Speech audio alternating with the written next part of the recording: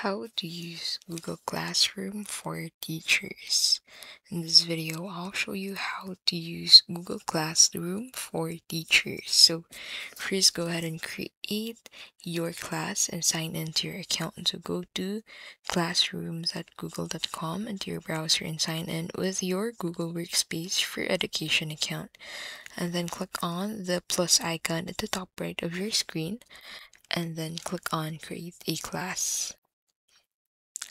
And then from here, go ahead and make sure to check this checkbox and click on Continue. And here, create the class name, section, subject, and room.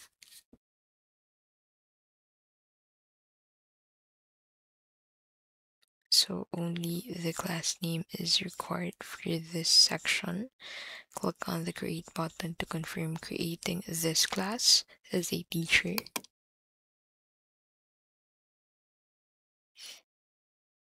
And then once you have created it, you can go ahead and customize it further and invite students to join your class. So click the invite students icon and enter their email address or share the class code with them to join. So as you can see, you'll find the class code in here, and you can also invite students by heading over into the people section.